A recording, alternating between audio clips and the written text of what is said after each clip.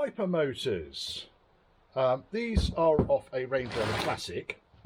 And they normally fit onto a contraption like that, which fits underneath the deck panel at the base of the windscreen. But I thought I'd give you a little bit of a, I guess, breakdown in what actually goes on with these things. So this is the one that was fitted to the car. It's intermittent. Sometimes it works, sometimes it doesn't. Sometimes it parks where it wants to, sometimes it parks where it should do. It's not very satisfactory. So all I've really done to remove it from the base plate is pull the clip off the end there, take the 2 rods off, undo the 3 nuts, motor comes off. That is it. Unfortunately, you need to take the deck panel off in order to withdraw it. You can't do it any other way. That's a whole different kettle of fish. So what we'll do, I'm going to take the back plate off the one that's misbehaving. So let's get one of my trusty baking trays. I really ought to take some of these back to the missus at some point. Now I think these might have come from James. So thank you, James. Brought all these old baking trays over. They make bloody good job, really, at just keeping everything in one place. So they are very useful. Now what I'm anticipating in here is, as I pull this apart, I just want to have a look at, the reason I'm taking the back plate off is because all of the park mechanism is up here. And this remained the case right the way through to the end of Soft Dash Range Rover Classic production. Exactly the same. The motor might look slightly different, and it might have been made by a different person, sorry, different company, but the park mechanism was at the top here. Now if I take that back plate off there, my phone's blah blah blah blah bing for some reason. Well, it's not looking too bad in there. I've seen an awful lot worse, I'll be honest. It's well lubed up. The lube has gone a bit off, so we'll replace that anyway. What I wanted to do was try and find out why this thing is misbehaving. There's nothing obvious in there because I can see that the tracks and the contacts are definitely making contact in there. So the next thing we'll do is we'll investigate the brush plate. Now the brush plate, you need to undo the 2 screws on the end here. So 2 screws on the end of the motor body, and then you withdraw the main part of the body away from the armature, which is in fact what we might do here. If I were to undo the nut on the end of the, I'm getting absolutely covered in shit here, let me get a cloth. And we're back. Okay, so we'll undo the nut first and foremost, which is for the gear, which then holds the main shaft in. So I'll undo the nut.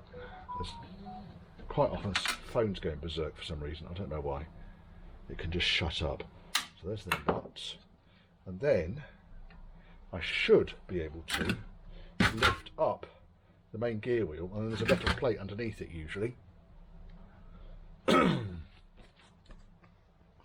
just see how I'm going to be able to lift this up. Let's try that first and foremost. So I'm just trying to lever it from the underside. There we are, that does it. That seems to be working. Up it comes. Shut up, phone. Pain in the arse. Right, there's the gear. There's the metal plate that goes underneath it, which is super sticky. There we are, there's a metal plate. And then I should just be able to, in theory, push the shaft through. There's the shaft, okay? Now, take the idle gear out. That just sits on a peg in there. Now when I undo the 2 screws, I'll be able to withdraw the shaft straight out. Vanilla. Could be that there's a broken wire in here somewhere. It's all looking very, very, very grubby. But the main reason for taking this apart is I actually needed that shaft to go into the other motor, and the other motor appears to be working. So long and short is that I'm probably going to end up doing not much more than refitting the shaft into the other motor. But I wanted to just quickly on this one look at the brush plate. before I condemn it to the parts bin to be fixed later. Don't bin shit like this, because this stuff will all be repairable.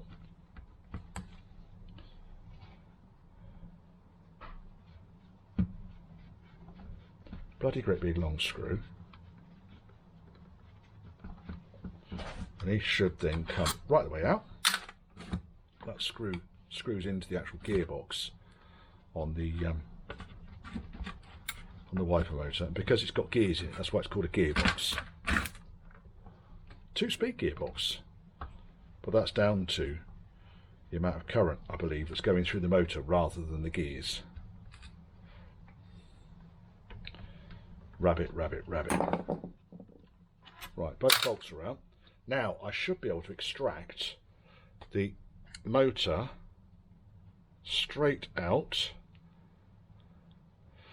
Well, the brush plate doesn't look too bad. The armature looks fucking awful though. So I suspect that's probably where the root cause of the problem is.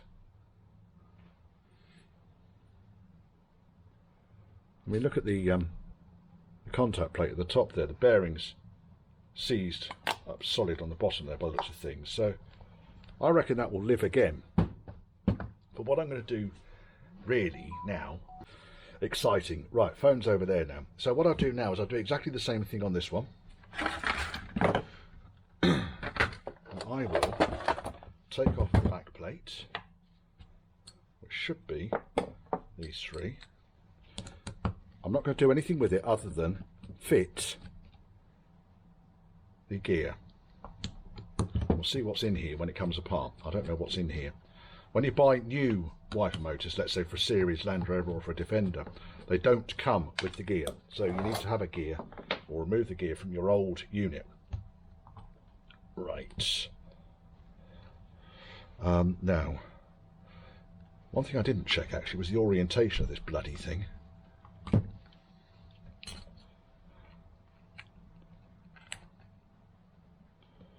Right. Okay, so it looks like it's all in there. The only thing that's not in there is the shaft, which is fairly easy, isn't it? So let's just take the gear out for a second. The metal plate is on the base of it, which is good. Let's put the shaft in. Shaft in. There we go. Gear in.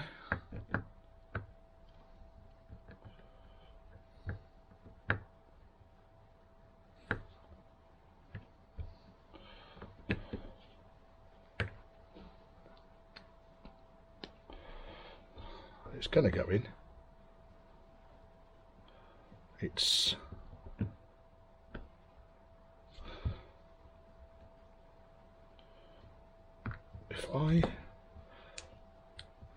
because basically I need to get the gear onto, there it goes. So I have to adjust the direction that the gear was going in, because I can't obviously adjust the motor. Still not really gone in. Let's lift it off again. Right, the metal plate is off now, which is good. Push the metal plate onto the shaft. Clean all that shit off up there. Right. Put the gear back on now.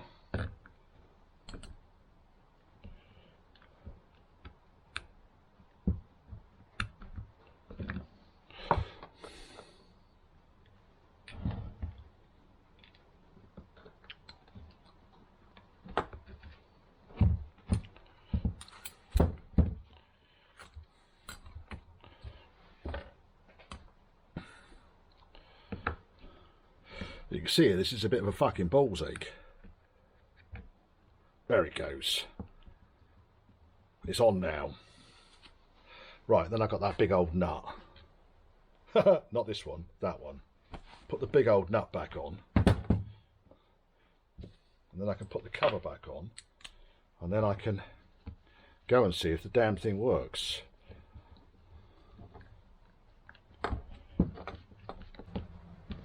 Right, do that up. I still need to lube this, but I thought before I lube it, I'll go and test it works. And then I can take it apart, lube it. I don't have to take the gear out again. I just can just take the back piece off. I've not adjusted anything here with regards to the main shaft, but there is an adjustment there for the load, I guess, on the main shaft. I mean, it is used, but what's been stored in the sea, I don't know. Right, let's go and see. So I'm going to go over there, but because the battery's flat, you're going to have to watch from there, I'm afraid. I'll show you what it looks like when you're back in the car.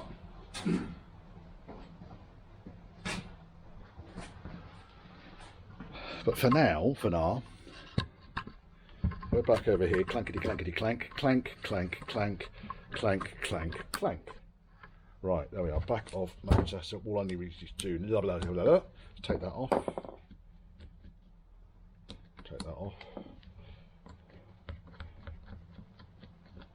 Take that off. Mr. Grease. And there's a reasonable amount of grease in there. And we can ladle it in. I'm not going to pack it completely like I'm packing in an oil pump, but I'm going to put enough in there that it's going to allow it to work. Absolutely pissing down outside. So we've gone from sub-zero temperatures for the best part of a month to absolutely pissing down. Excellent. Just fucking excellent. Right, that should do that. Then what I can do then, you see, is mount this into the frame. I didn't actually need to take it out of the frame in order to take the back plate off, but because I had two different motors and only one frame, that's the reason it's out of the frame. Bum, bum. That's there, the line lines up.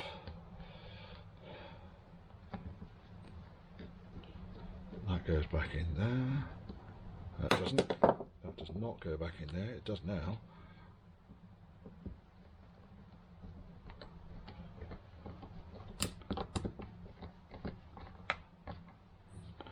That's in. That's in.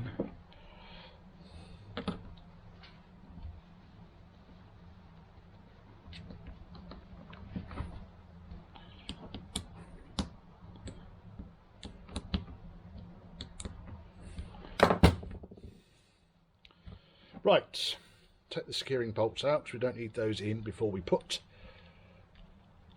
the thing together.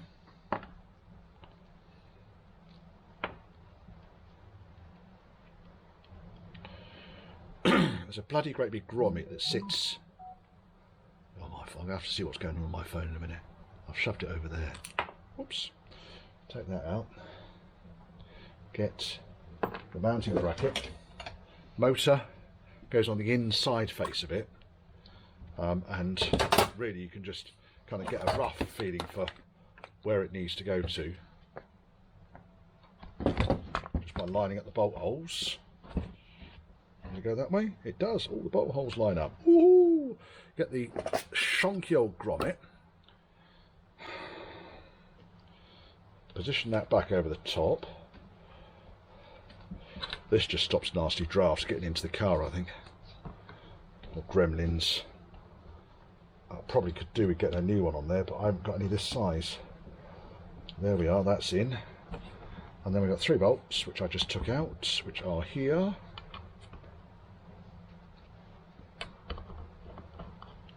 Here. And here. Now the other thing I check before I go berserk with putting the rods back on is that the spindles are free to move, because if they ain't, then you're not going to have much of a wipe action. Be more of a smoke action, as the motor just overloads and smokes itself out. So let me just get this back on. Done. Now there's no earth on this. I sometimes put an extra earth underneath one of these terminals, but for now we don't need to do that. I'm just going to tighten these up. Next thing, go over there a little bit so you can see what frith is going on. That's all good. That works nicely, and it sits on there nicely, and that one works as well. If you need to take these off for any given reason, then what you need to do is find the mark on the back where they've been welded on, grind that flat, knock the shaft out. They do come out. Let's pop that back on there. It's actually in fairly good order. If I get some silicon, I think probably. Oh, this is probably better. I've got some bit of 3-in-1 will do the fucking job. Now, unfortunately, there's no point lubing from the top here because this cup sits over the end of the shaft. So the only way you're going to get it in is by going through the back for now. And working it back and forth until you get signs of lubricant at the other end. It's the only way you can get it in there. It's already loosening up nicely.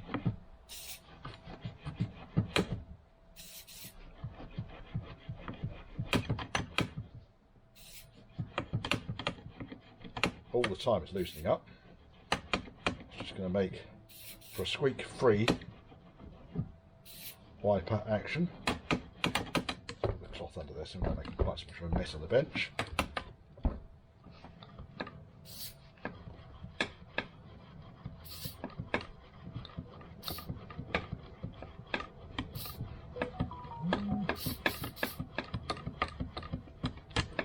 Right, now I'm getting lube up here. I just saw a dot of lube up there. But that is a world better. Let's do the other end. Whoops.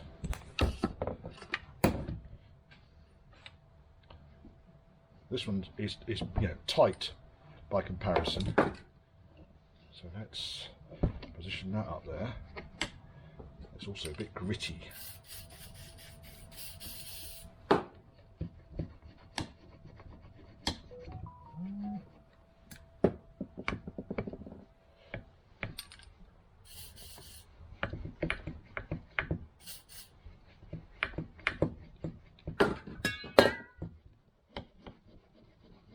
Improved it. So I'm just using a 3-in-1 on this. I did have a white lithium grease, but I think unless I drilled a hole through the shaft, there's no easy way of getting it in. Oh, there comes a squeak. We don't want the squeak. Just check the squeak's not up here.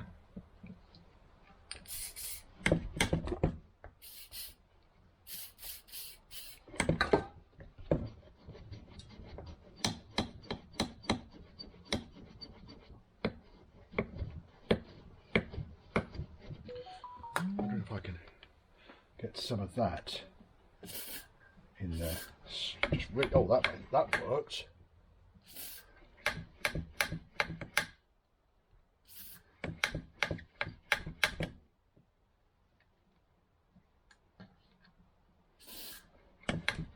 Oh, beautiful. Switch back.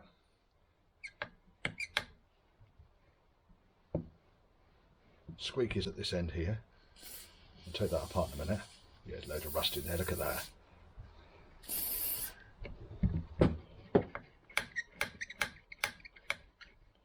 Right, so what we'll do is, because that's squeaking, there's rust on it. From where I lubed it, what I really need to do there is to take that clip off.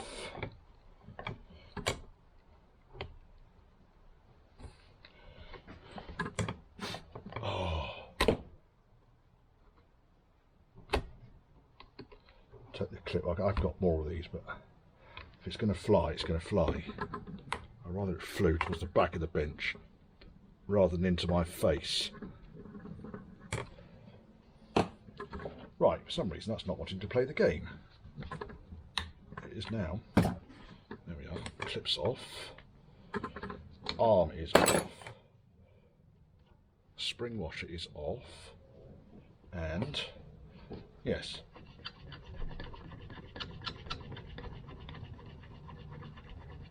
still a squeak there, isn't there?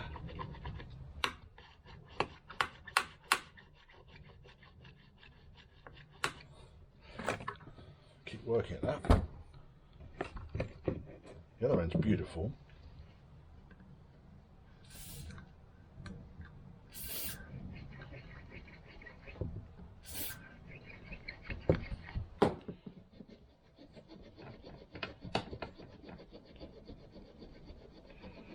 I suppose the alternative is just basically standing it in some oil or diesel.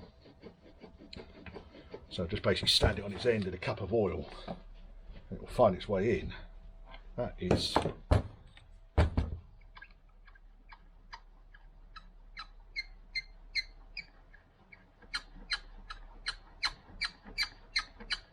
nice.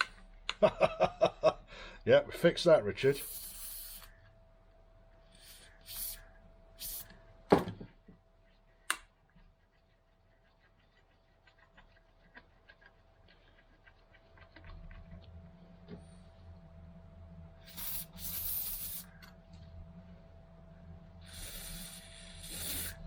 Spray it into the cup to see if I can get, oh, that's improved. It's basically, I can do that now. This, the arm, are part of the same shaft, but the piece in between the thread and the splines is actually part of the splines. Sorry, it's part of the sleeve. That's fixed that, I think. We'll try that a bit more tomorrow. Let's just double check this other end. I've got to get this clip off as well.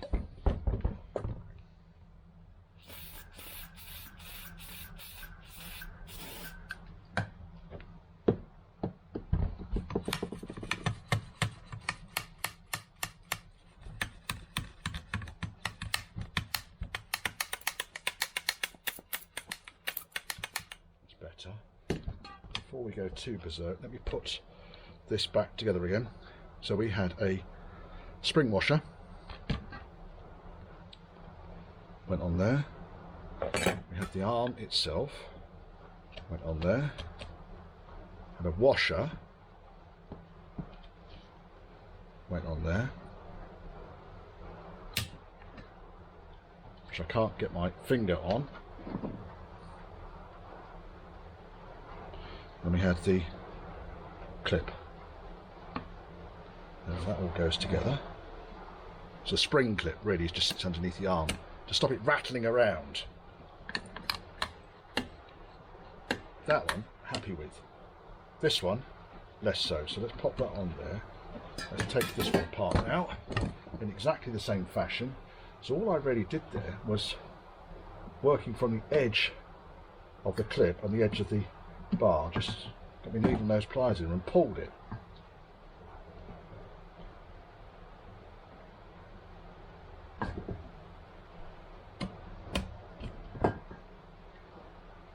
Clip,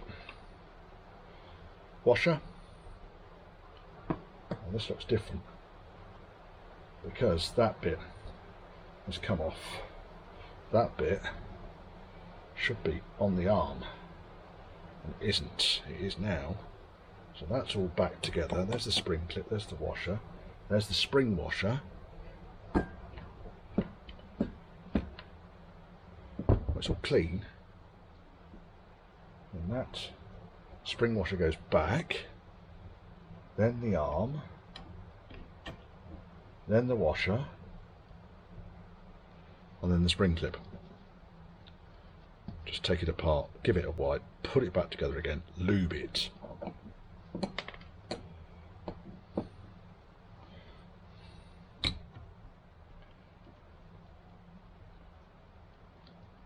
There goes. Right, now, the next thing you really need to do is to work out how these two go together, and I think they go together like that because they've both got that sort of bend on them. Do they go that way round? Do they prefer going that way round? They might prefer going that way round, actually. So straighten that out a little bit. We can adjust it once it's all in place. So that goes on. Right, spring washer.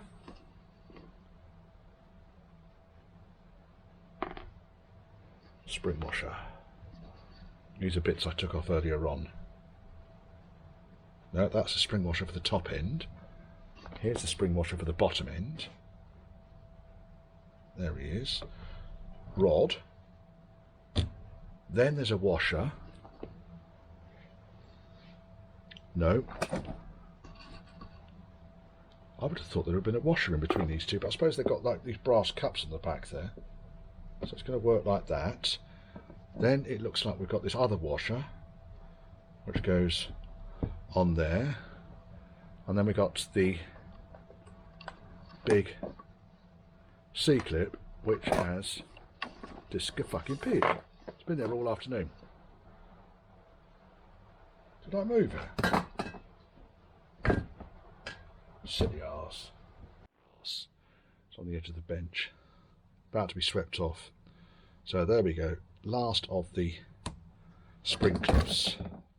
We'll go back onto there. Now that is not wanting to go on there.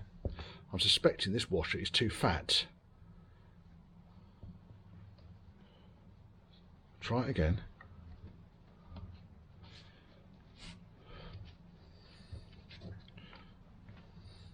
You can see how these things hide on the bench. Can't even fucking pick it up now. Come on. There we are, we're up. That's better. It's on now. Right, so that's the clips on, linkage together, lubricated, ready to bolt back in again. So the assembled motor, sorry my voice is croaky today, you have to listen to me croaking away. The assembled motor is now on the rack. I've connected all the rods and everything up and everything's lubricated, so let's see if we can get it working. Oh, hello engine. Let's pop that on there. Let's have the ignition on. Let's operate the wiper control. Oh, that's good. Box. Right, now the main thing I want to check is that it does park. Oh, well, was that the park location? Yes.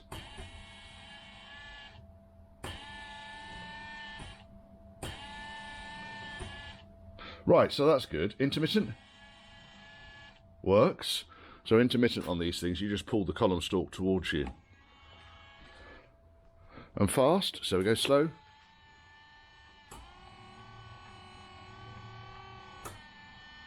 Well, that looks good, doesn't it? We'll pop that in. Okay, so the next thing on this then, really, they should have spire clips here. And this thing had nut and bolts holding this thing in, which is a pain in the bollocks, because obviously you can't get to half of them because they're up behind the dash. So I'm going to replace them with giant spire clips and either spire Acme bolts or big Acme screws, one or the other. Something will go in there. Okay, minor cock up. It's only a minor cock up. Basically, when I turn the wipers on and they park, then I turn them on again. They sweep down before they sweep up. So what I've basically done is I put the park switch in the wrong location. Now, if clank, clank, clank, clank, clank, you look at the back face where the park switch actually is on the back here. There's an arrow there. I hadn't noticed that before. I was looking at these lines.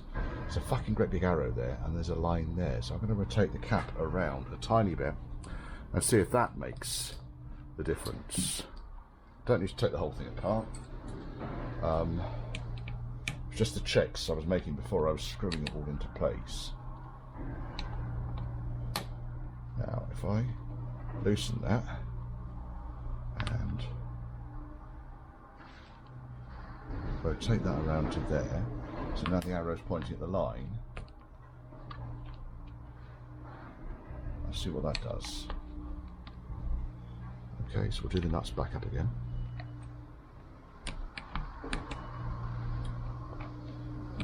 And position the thing back in.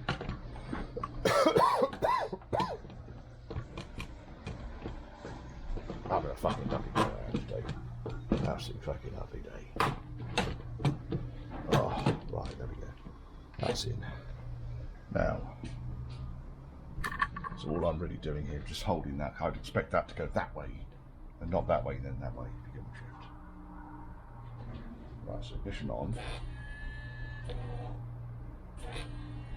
That's even worse. So when you look at this, if I was to put a bit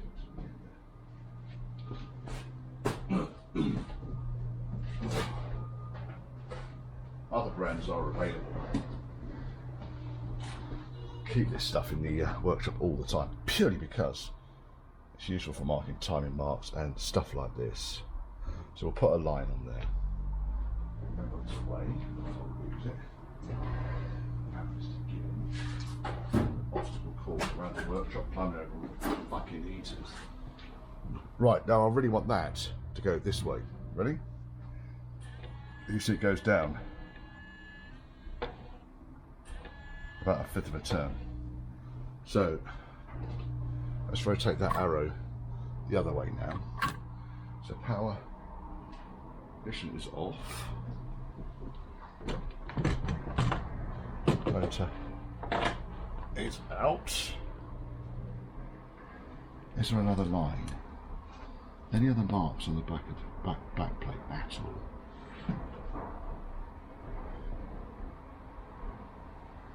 Honestly, none that I can see.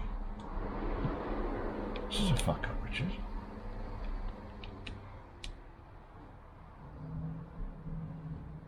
Is that another line? There's another line there. Let's mark it up against that line and see what happens. Because I mean, obviously, these wheel boxes, these motors, they will have a million different applications. It's not just Land Rover. The Land Rover or Range Rover part is the frame it's bolted to, not necessarily the motor or the wheel box. Which is why they put all these lines and arrows on there.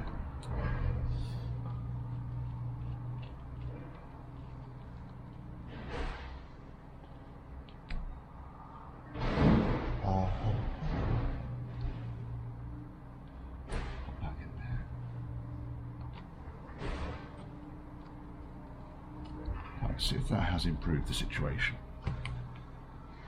Oh, right. Cable.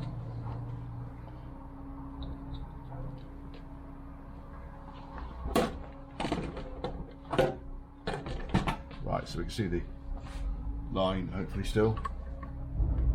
Hopefully you can still see the line, ignition on. Right, and then still going down. Nowhere near as much, so we're moving in the right direction. So I think we need to go further round.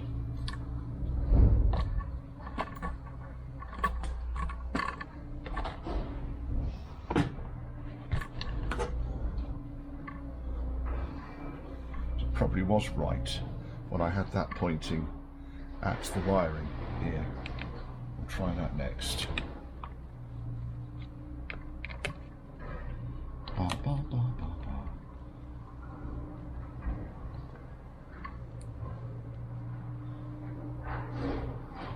Let's try that.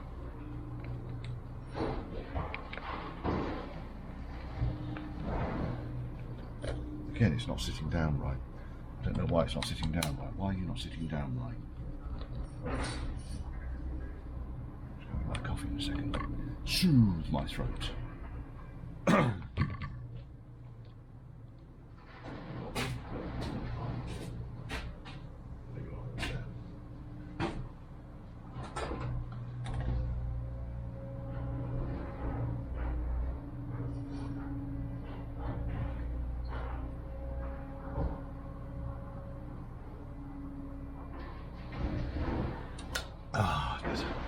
On the later Range Rover motors, it makes less of an issue purely because that's why it's not going down, because it's not actually seated this in properly. It makes less of an issue on the later cars purely because the crank, the cam on the outside face of them at the end of the main motor shaft is held on with a nut. So that then could be adjusted.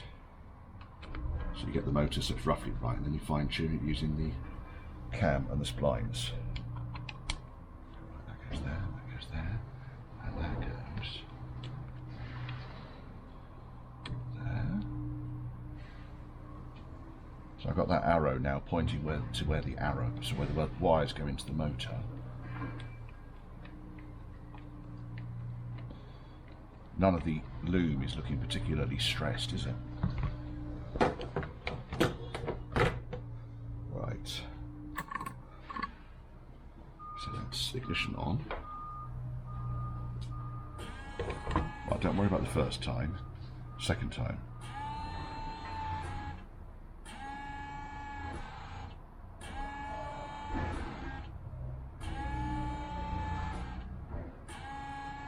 Going down like a millimetre now, but the trouble is the end of the blade will be going down about half a foot. So at least we know we're rotating in the right direction. Oh, there's another line just under there. Is that a line? Oh, pardon me. It's very childish, Richard. No farts in this workshop. And usually I haven't got one in the breech.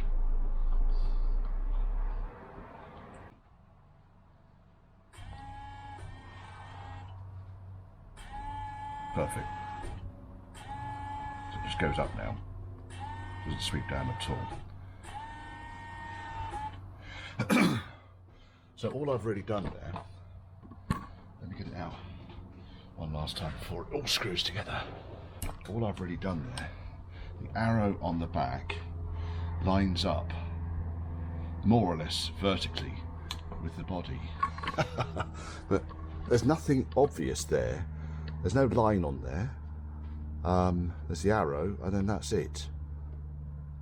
So really you're going to have to, if you take one of these apart and you don't take the reference lines before, like I didn't, then you're going to find yourself in much the same situation, that you have to adjust it before you fit the deck panel back on, because otherwise you'll fit the deck panel back on, you will swear.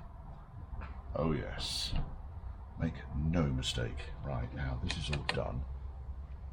You can access this from under the dash, but it's not the easiest job in the world to do, is it, really, upside down? Okie dokie. Now that can go in there, and that can go down there, and in, and in. Right, and then I've got these bloody great big long screws. They can pop in there.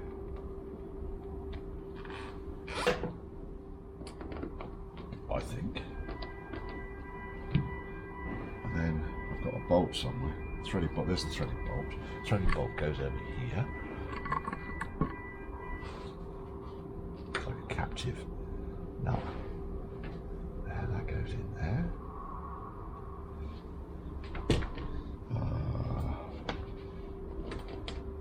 Let's screw it up.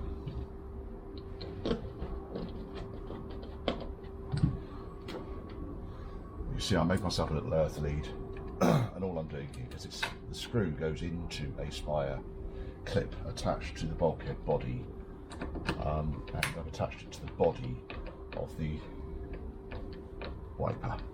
So little, only if it needs it. It seemed to operate fine without it, but you can never have too many earths.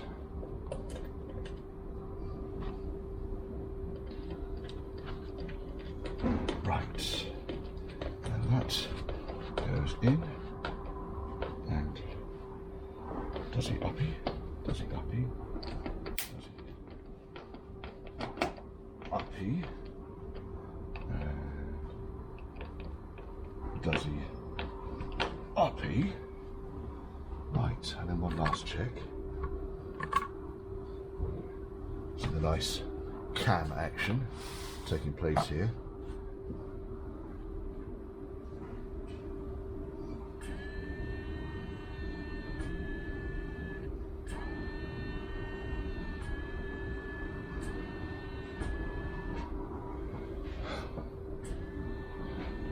accessory buttons. They should do.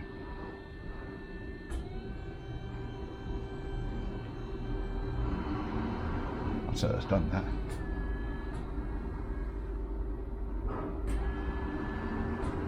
Now interestingly, that's more of a familiar parking position. So on the cars with the adjustable nut on the cam, they park more or less like that. So I know you can't get to one of the bolts that holds the motor in if the motor's seized. So you have to take that off, undo that, take the cam off, and then take the nut out from underneath it. So there you go, there's me lesson learned there. Could have probably saved myself 10 minutes, maybe a bit more. What I might do is move that earthing just down to there, because it's just brushing on it. You might say, come on Richard, really? Brushing on it? It brushes on it once, and then it brushes on it 7 million times. It just becomes a failure point, doesn't it? Right. The screw face can go back in there.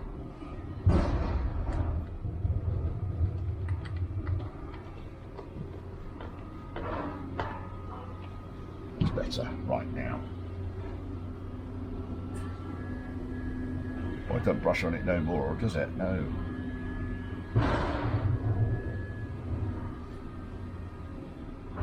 That'll do the job. I'm happy with that.